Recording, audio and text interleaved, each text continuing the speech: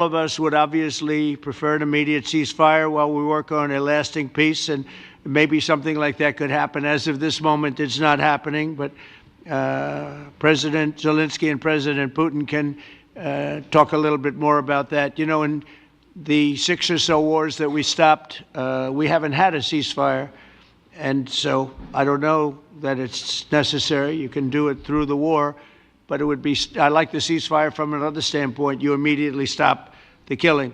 But I believe a peace agreement at the end of all of this is something that's very attainable, and it can be done in the near future. From Asia's largest news headquarters, setting the agenda for Bharat.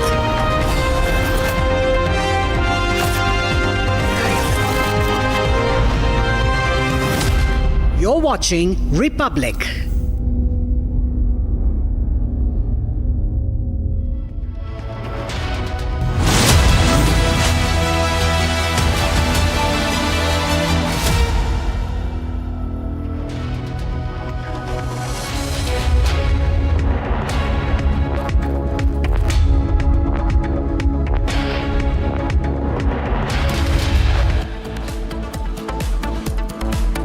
Viewers, top headlines. Delhi CM Rekha Gupta attacked at public meet. Accused has been arrested. माननीय मुख्यमंत्री जी दिल्ली की रात दिन चिंता करती हैं और यही विरोधियों की साजिशें हैं। उनसे ये बर्दाश्त नहीं होता कि एक मुख्यमंत्री कितने घंटे पब्लिक के बीच में रहता है, जनता को आमतौर पर मिलते हैं, अपने निवास स्थान पर जिसका दिल करता हो आके मिल सकता है। यही कारण है कि इसके पीछे कोई राजनीतिक साजिश की बू आ रही है। BJP says attack was well thought. Alleges attacker worked on behest of someone.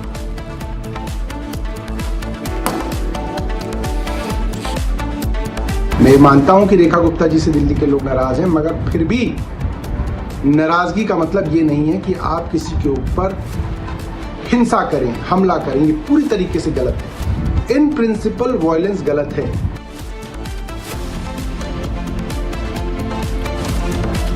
Aman Republic hits out at BJP after attack on Delhi CM and says complete collapse of law and order.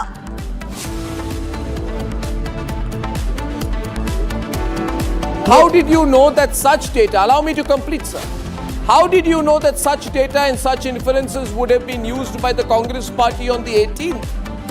When presumably you wrote the article around the 14th. No, Were this you data mind reading the Congress party? Congress party is quoting That's you. their problem, You are off that the they mark have- by 51 to 52%, Mr. Sanjay Kumar.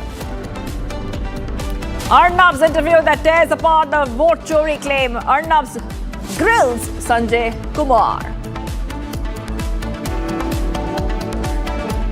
PM along with all NDA floor leaders along with VP candidate arrives at Rajya Sabha Secretariat for nomination.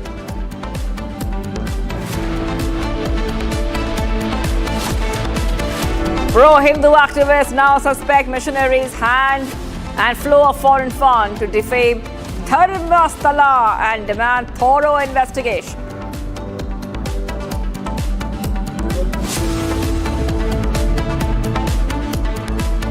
Class 8 student fatally stabs class 10 boy in Ahmedabad.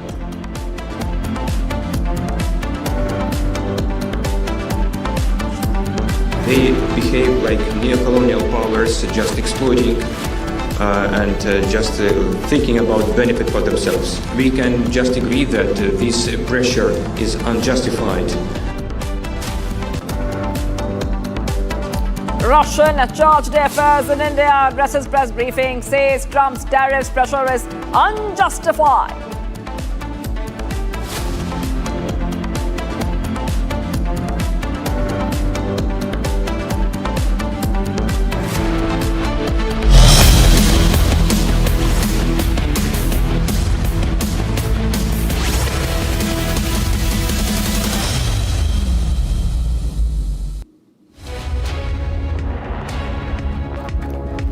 Viewers of Real Life Breaking, I'm Shivangi Shukla getting you the latest coming in. The Maharashtra election data claim Rao is only snowballing, and watch how Republic TV's editor-in-chief Arnab Goswami dissects the controversy surrounding Sanjay Kumar of the CSDS and the alleged flaws in his latest data that have sent shockwaves across political and academic circles. Questions are being raised about the accuracy and reliability of this data, which many claim has misrepresented public opinion and political trends, stirring confusion and mistrust. Here's Arnab's interview that tears apart the vote chori claims.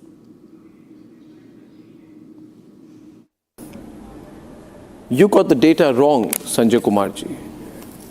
But this data was also put out on the day Rahul Gandhi was beginning another phase of his campaign, I think, in Bihar. So your data was proving to be very useful to Rahul Gandhi, and now you say the data was wrong. Therefore, the inferences drawn by the Congress party were also wrong. Would you admit? If they were drawing inferences from my data, definitely those inferences will be wrong. But if Congress party is drawing inferences from some other data, I have no comment to offer on that. Yes, if they have used my data to just build a narrative, this was a wrong data. This was a wrong data means wrong calculation of the data. So I would say if they are using my data, then the inferences are wrong. It's not the Congress party that is using your data. You are also using your data. You wrote an article on the same day saying the opposition is citing an unusual surge in the number of voters between the 2024 Lok Sabha and 2024 Assembly election, claiming that the voter list grew by 8% in just 5 months in the Chief Minister's own constituency. Some booths, according to them, grew by 20 to 50%. You are saying the Congress party is citing data. You are not adding that the Congress party is citing your data.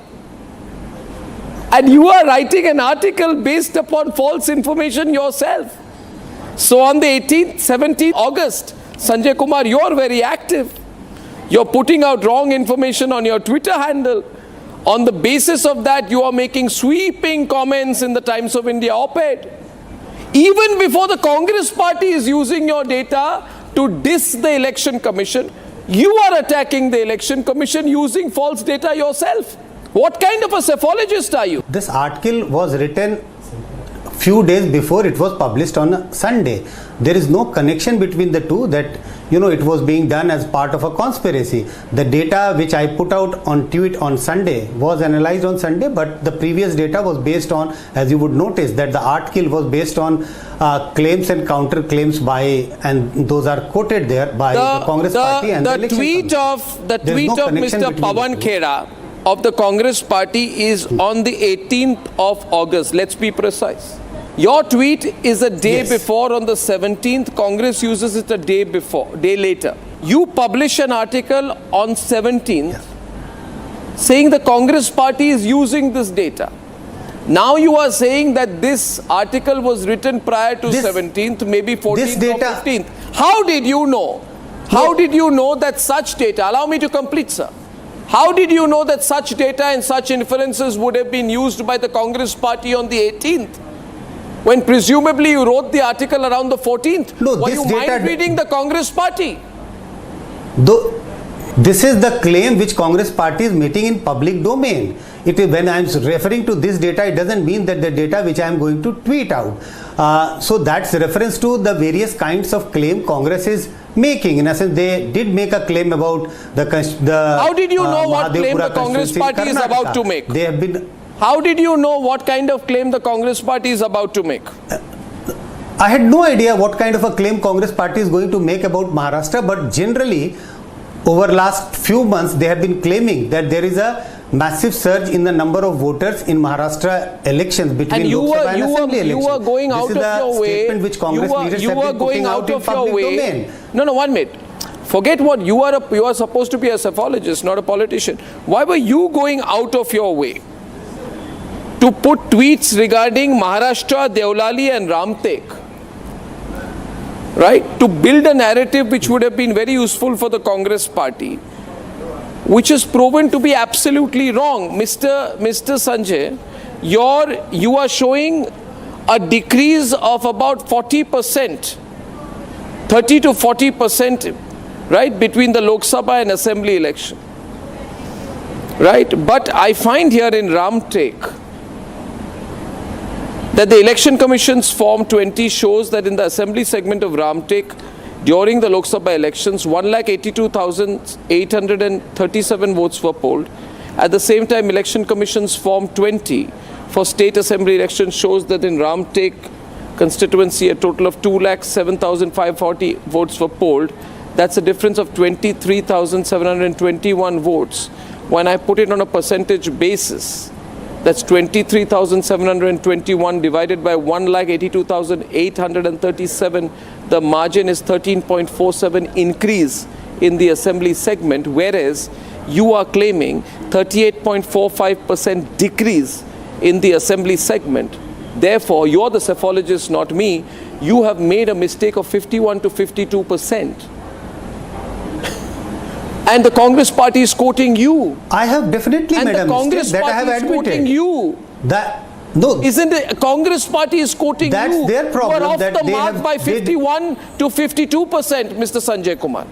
Absolutely, I am off the mark with regard to the 4 constituencies where I put out the data, and I did mention in my earlier interventions that what happened is that if you look at the Nasik West, for which I put out the data, and I said there is an increase of 46-47%. So what happened the columns got shifted, and for 125 columns got shifted now. One second. Constituency number 100. One minute. Sanjay Kumarji, we have to be very factual here. See, you will accept here.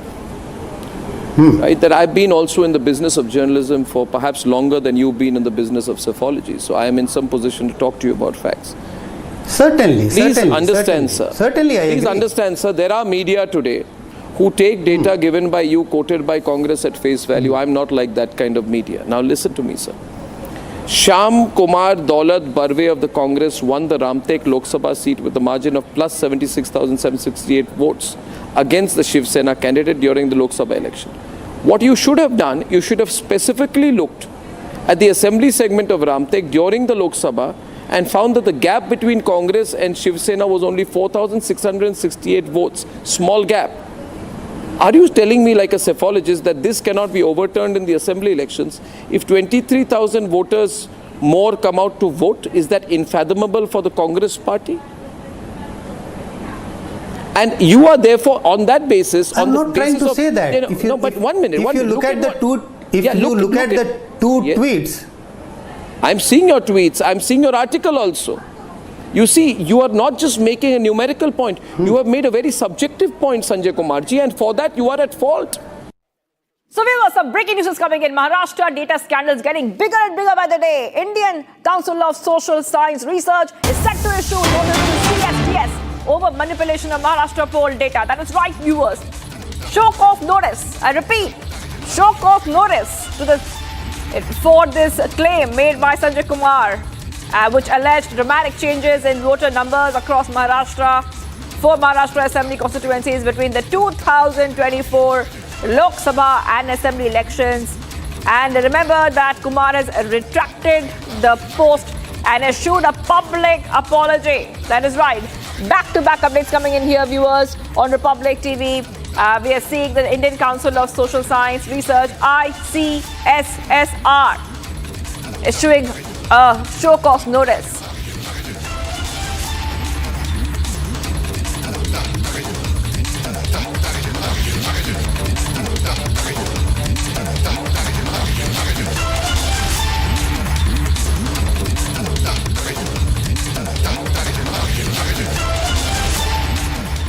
Okay, so we're getting you a breaking news update right now, ladies and gentlemen. Republic TV, for the first time since Donald Trump announced the tariffs, wrote to the US government, wrote to the US State Department, different agencies involved, including the US Embassy, to get a specific response on what they have been saying in the last few days. One, on the tariffs that have been imposed, and secondly, the doublespeak of it. Because America says they are putting tariffs on India because India is buying Russian oil, which they claim is funding the Russian war machine. And Republic wrote specific emails to the Trump government in the last few days. I'm going to go through each of these emails and tell you what the US government has said in response to Republic TV's questionnaire. It's also the first time that any Indian network has written to the US government specifically on the tariff issue to question and confront the US government on the doublespeak on the tariffs issue. So, in fact, last morning, Republic TV wrote to the US State Department and the US Embassy and the US government, specifically referring to the White House senior counselor Peter Navarro's comments, where he had said that India needs to start acting like a strategic partner of the US if it wants to be treated like one, while adding that India was now cozying up to both Russia and China. And the Trump government responded to Republic. So I'll put the questionnaire first up. Can we put the question first up? And then we'll put the response next. I'll put the question first up, the first questionnaire of Republic. No, this is the response of the Trump government. Can we put the question first up? This was the first questionnaire. The first questionnaire, we said that the mail was specifically in regard to the statement of the White House trade advisor, Peter Navarro, who has said that India needs to start acting like a strategic partner of the US if it wants to be treated like one, while adding that India was now cozying up to both Russia and China. And we wanted to ask the US government whether the comment of Peter Navarro was the official position of the United States. Now, we asked them whether they agreed with Peter Navarro when he said India needs to start acting like a partner if it wants to be treated like one. And we asked them whether they felt the same, that India was cozying up to both Russia and China. Now, that was the statement coming in from Peter Navarro. And the specific response came in from the US government this morning. And the US government said, and can we put the response of the US government now? The first response of the US government this morning was on was around 8:28 a.m. They responded saying that the US government, and this was the response where they said to Republic, saying that the US engages in full and frank dialogue with India, including on India's relationships with China and Russia. And as the president has made clear through his recent executive order, India's importation of Russian oil undermines US efforts to counter Russia's harmful activities. President Trump remains committed to pursuing peace, and we caution countries around the world, including India, against taking actions that could finance Russia's war in Ukraine. Look at the words of the US government while they responded directly to Republic. To the Republic Media Network this morning, they said, we caution countries around the world, including India, against taking actions that could finance Russia's war in Ukraine. Now, we found the part of them saying that India is financing Russia's war in Ukraine. So we wrote another set of questions to America. Do we have the third graphic? If we have the third graphic, then we will put that out as well. We put out 4 questions, in fact, 4 specific questions to the US government after this. And we asked them whether they can confirm if America continues to import uranium and other key minerals from Russia as part of their imports program, which of course details are also displayed, published on the US ITC website. We put out specific questions. The second question we asked America was if they could respond and confirm if America's imports from Russia had grown over 23% this year, with especially minerals like uranium and palladium leading their import drive into America. And the third question we asked America this morning, whether it's true that would America, if these imports did happen, if imports had grown by 23%, which by the way even Vladimir Putin said when he met Donald Trump, we asked them whether that would mean America is violating its own rule and principle while asking other countries to avoid trade with Russia. And then we asked a fourth question, and the fourth question was whether America plans to stall these imports of key minerals like uranium and palladium from Russia, and also by their own definition, stop funding the war machine in Russia. We asked them whether they are not funding the war machine in Russia according to their own words, whether they are not funding it by importing uranium, palladium, rare earth minerals from Russia to keep their nuclear program on. To which a single line response came in, and that's how they dodged it. A single line response came in this morning at about 9:52 a.m., when John S. Brown, the acting spokesperson of the US Embassy, said, "We would refer you to the USTR for specifics on trade." 4 questions, 1 specific response was needed, but they said we would refer you to USTR for specifics on trade. They completely dodged the question on whether they are importing from Russia, whether America continues to import uranium and palladium from Russia. So this is the first time that any news organization in India has written to America asking them specific questions on their trade, and they have dodged it completely. I think Madhav Nalapat is live with us. Madhav Nalapat is live on this. Madhavji, I'm going to put out the full series of... Has nothing to do with uranium or palladium or Russian oil.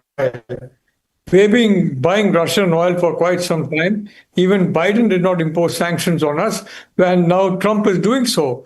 The reality is that Donald Trump cannot bear another head of government standing up to him, as Prime Minister Modi did during Operation Sindoor. I mean, Donald Trump claimed that he has solved 6 crises. I mean, that's complete bunkum. He solved nothing. He's absolutely, I mean, either he's living in an imaginary world, which is very dangerous for the US people, or he's deliberately telling something which is not true. The fact of the matter is that it has nothing to do with any of these matters. It's entirely to do with a personal ego being hurt. That here is a leader from a so-called developing country.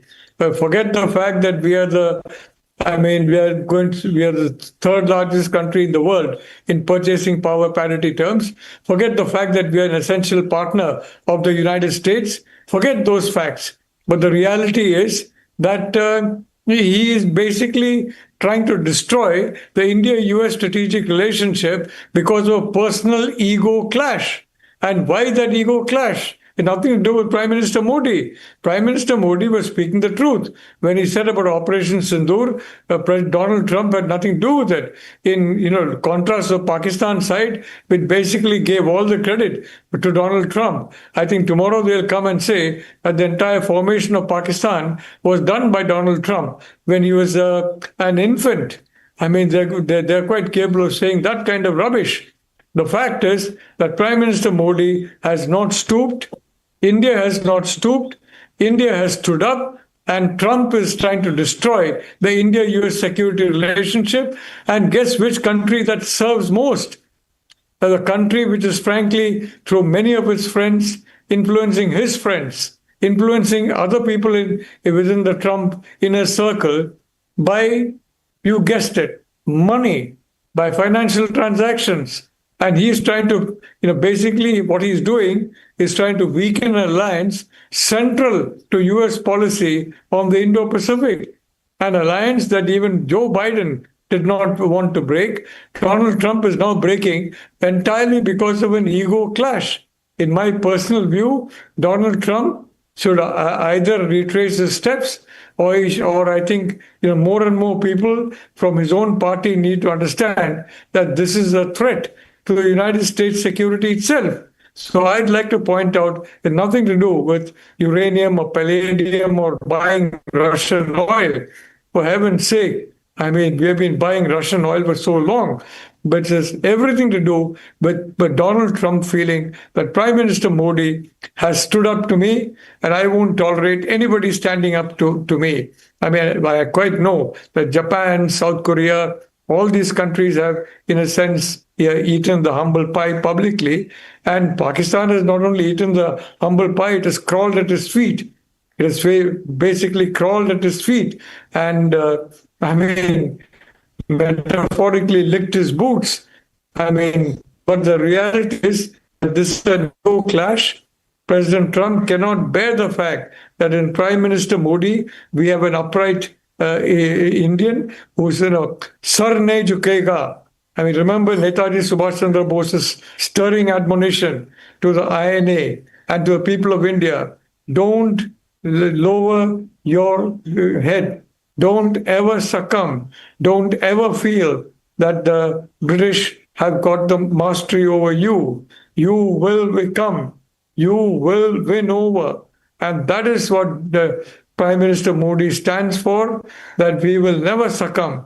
And I can tell you that this is now becoming a national security question forget about India, for the United States. It's becoming a national security question. Why? Because we are in the Quad. We have got all the foundation agreements signed. We're going to have a meeting of the Quad, and Donald Trump is likely to sulk and abstain from that meeting, further trying to weaken this alliance. I think, frankly, those around Trump, and they're a pretty sensible lot. And Peter Navarro is a China hawk, basically, a complete China hawk. But even Peter Navarro, I mean, all these people are forced to say what Donald Trump wants them to say. They have to say that, or they lose their positions and all their influence, which, and I must say, many of them are doing a lot of good work in those positions. So I'd only like to point out very frankly that this is an ego clash, and this is an ego clash. Why? Because Prime Minister Modi, unlike every other world leader, I can repeat, practically every other world leader, with the exception of, I think, Vladimir Putin and Xi Jinping. Let me be fair on that. Xi Jinping and Vladimir Putin. They have, and why? Why not? India is one of the four major powers of the world. You have US, you have India, you have China, you have Russia. And why should a major power bow that major power's head? And certainly that will never happen under Prime Minister Modi. Sir, Thank you. Sir, Mr. Nalapat, what is also important for India to do is also consistently point out and call out this double speak. And I have Ambassador Suresh Goyal, as a former diplomat, also on the broadcast. Let me put this question to you. Ambassador Goyal, because we asked them specific questions also on their imports, right? And this is not that Republic is coming up with this data that we cited in the mail. There are websites in America, government sites, by the way, which tell you how much of trade is ongoing between America and the rest of the world. And when it's in the public domain. And when you go up and you look up their data on the trade between America and Russia, it shows that there is an uptick in 2025 compared to 2023 or 2024, which means America is doing more trade with Russia after the war began. In this year, when Donald Trump has returned as the president of America, they're doing more business with Russia, which, by the way, Vladimir Putin also said when he met Trump in Alaska, that their bilateral trade has gone up 20%. I mean, does that not fund the war machine in Russia, as they often say night after night in a news conference? It's important that India points out this hypocrisy. We asked a specific question, in fact, 4 questions, on why they are continuing to import uranium, palladium from Russia, and whether that doesn't define, as oiling the war machinery. And they went completely silent. They gave us lectures cautioning India in our first questionnaire, saying India should be careful with its relationship with China and Russia. But when we asked them specifics about their own Russia trade, completely clammed up. Sir. Long question, and I'm going to give a very short answer to this. Yeah. Really. It is not the issue of ground realities as far as geopolitics, between USA geopolitics is concerned, or Trump geopolitics is concerned. It is not the issue of ground realities. If we talk about the ground reality, we know that Europe is entirely dependent on energy imports from Russia. They can't survive without it. We know that USA is importing a lot of critical minerals and fertilizers from Russia, and the imports have increased. We know about that, and it is all in the data. The issue really here is that for some reason or the other, and I think we can continue to speculate on the reasons, Trump has got a bee in the bonnet about India now. Maybe it is India's strategic autonomy, maybe it is India's behavior to act independent of pressure, maybe Trump thought that we will credit him for mediation between India and Pakistan. Maybe he thought we were too close to the USA war arsenal. Could be thousands of reasons. But the problem is that at the moment, Trump has got this bee in the bonnet, and he's going to continue to be abusive. In fact, I have not even saying aggressive. It is being abusive towards India on all counts. If you read the article by Peter Navarro in the Financial Times the day before yesterday, and Peter Navarro is advisor to President Trump on economic issues, trade issues. It's insane article. The kind of language that has been used, in fact, even questioning India's credentials as a strategic partner for the USA. Therefore, I think what we need to do really is completely ignore the fact that the USA has got this attitude towards India. Unless we are able to find the reason, there is nothing that we can do. That is number one. Number two, we do not know who is advising Trump at the moment and who Trump is listening to. But we have to clearly get our message across to him that this is what we are about and this is where we stand. We, whatever you call it, but we are independent and we take our own view. And I think we need to have people, right kind of people, who can whisper that into Trump's ear. And number three, till Trump is able to basically sort all this out entirely on his own, and he comes to a level ground with us and he begins to respect us once again on what our imperatives are and what our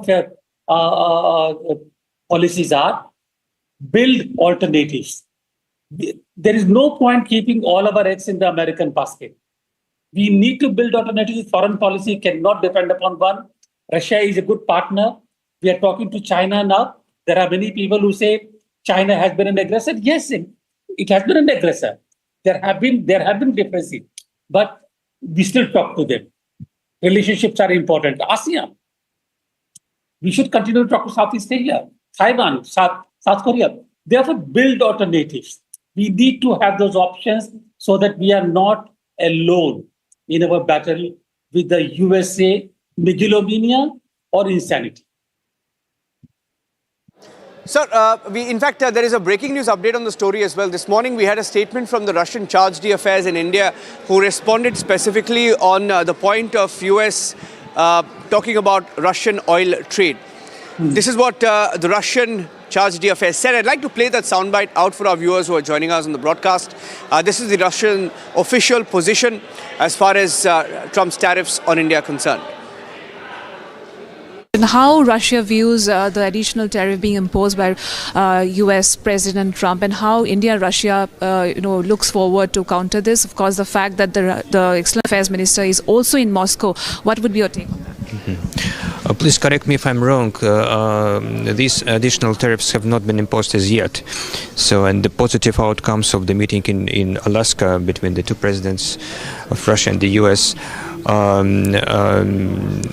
after that, according to reports, President Trump decided not to impose extra tariffs of India. But in case there are some extra barriers and attempts to disrupt the relations by using this tool of unlawful competition, as we call sanctions, and unjustified tariffs as well. So it will not have a serious impact on the partnership between the two countries, because our relations are natural. Our economies are mutually supplementary. So, and that's why it would be absolutely clear that we will just find some ways to overcome these difficulties and take our relations forward. The fact that there has been a constant pressure from the US president as far as buying Russian oil is concerned, how do you view this about India continuing buying Russian oil, and if there could be any discount or friends don't behave like that. Friends don't impose sanctions, they don't blackmail, they don't pressurize. So you will never see Russia doing like that, with regard to India and any other friendly country. So, and again, let me reiterate that we will absolutely confident that we will find a way with India to overcome these obstacles and will further promote it, because this is a mutual benefit. This is in the interest of the people of our two nations.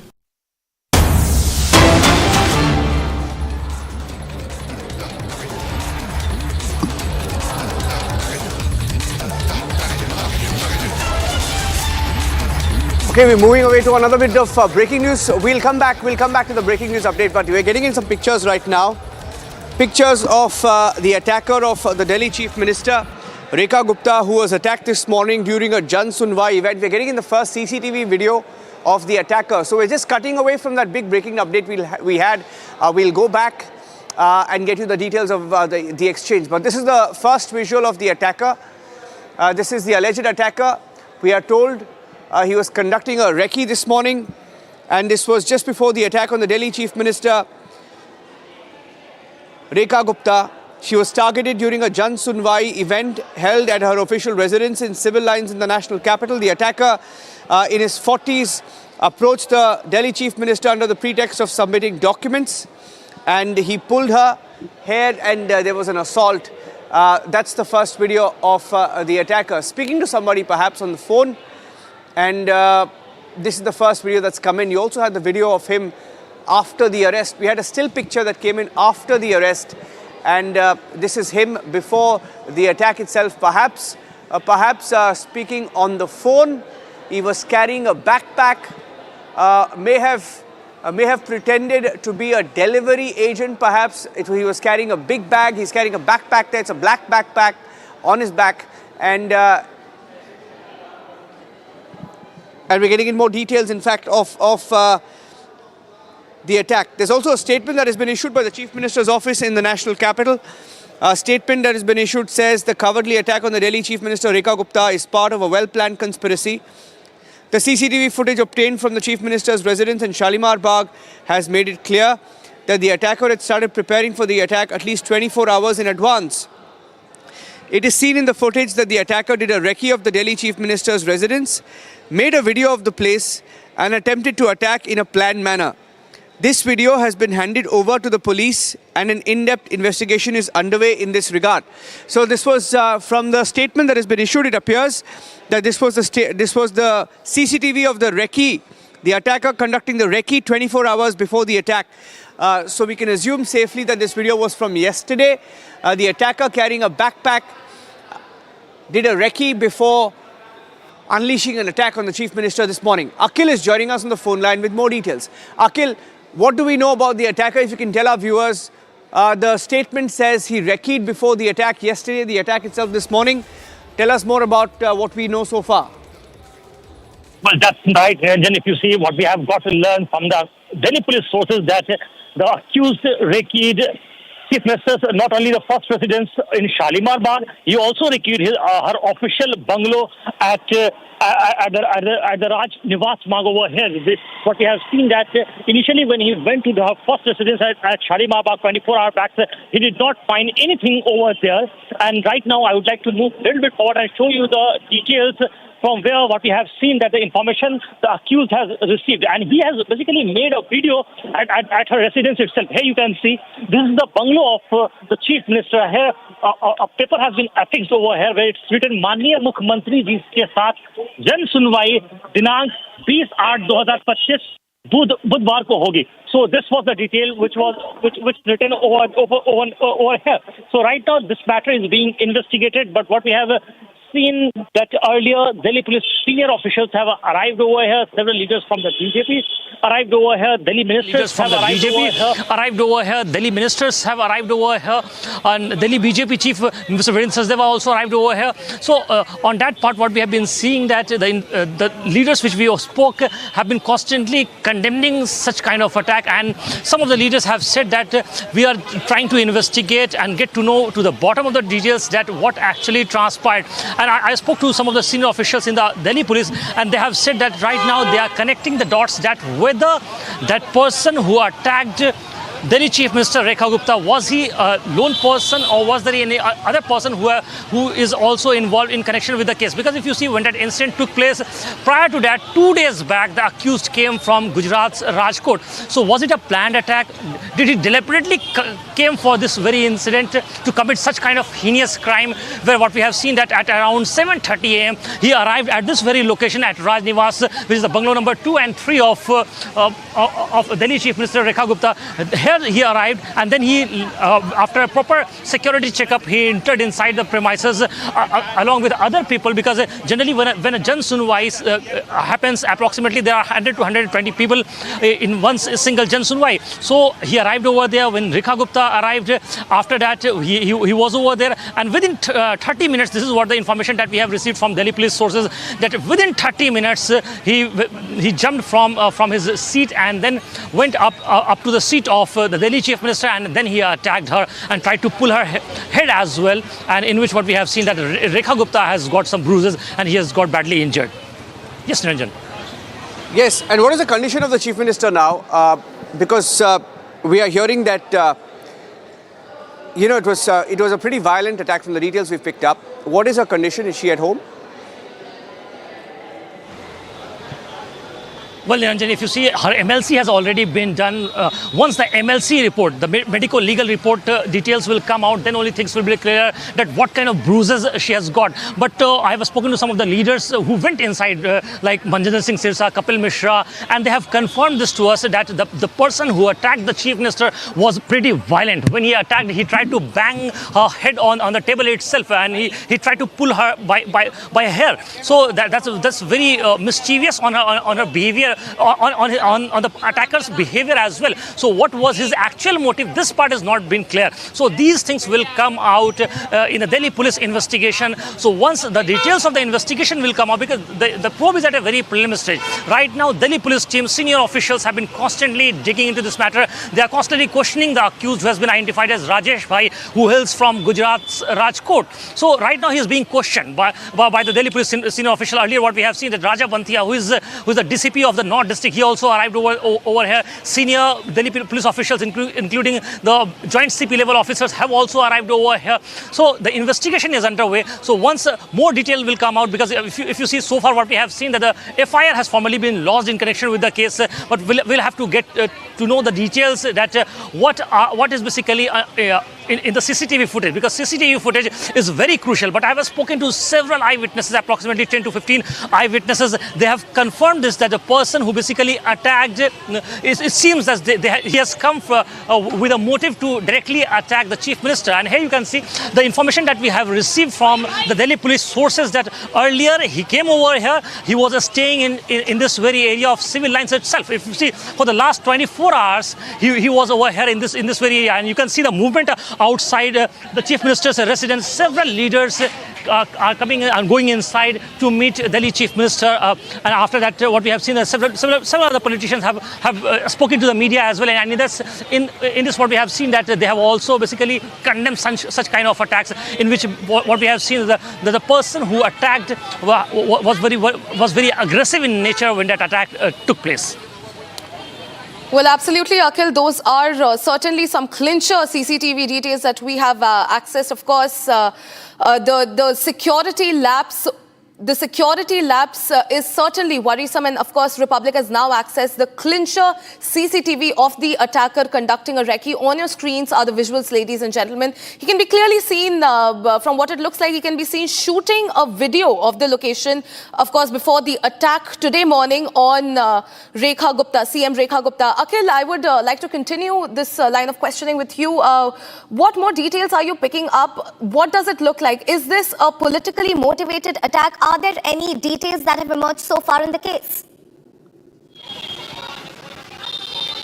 Well, if you see, the CCTV which we have recovered is from a different location. So Chief Minister Rekha Gupta has got two residences. That was his previous residence, where she used to live before becoming Chief Minister. We are right now standing at the Raj Nivas Marg, where this is the official residence of Ms. Rekha Gupta. Here you can see, I would like to request my VJ to focus on the visuals. Here you can see, this is the residence, official residence, Jan Seva Sadan. This is known as Jan Seva Sadan, Chief Minister residence, as 2/8 Raj Nivas Marg. Here this unfortunate incident took place, in which what we have seen, that the man who was very aggressive in nature, 41-year-old person who has been identified as Rajesh Bhai, he tried to attack the Delhi Chief Minister at that point in time when the Jan Sunwai was continuously going on. Because if you see, Jan Sunwai happens every week on Wednesday. So this morning what we have seen that earlier the accused tried to get access to the Chief Minister's house. He did recce at the Shalimar Bagh's residence where Delhi Chief Minister Ms. Rekha Gupta used to live. Now she has shifted to her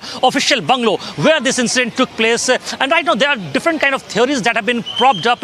Earlier what we have seen that the accused mother from Gujarat Rajkot has come forward and she has said that her son is basically an animal lover, and he was basically for a very long time disturbed after the Supreme Court verdict on the stray dog, and due to which he has committed such kind of, this is the kind of version that we have got from the accused mother. But we cannot take it right now because the official confirmation that what was the actual motive of that accused will come out into the once the Delhi police investigation report will come out. So for that we'll have to wait to get an official version from Delhi police in that regard, that what was the actual motive of that person to commit such kind of heinous crime in which he attacked Delhi Chief Minister Ms. Rekha Gupta.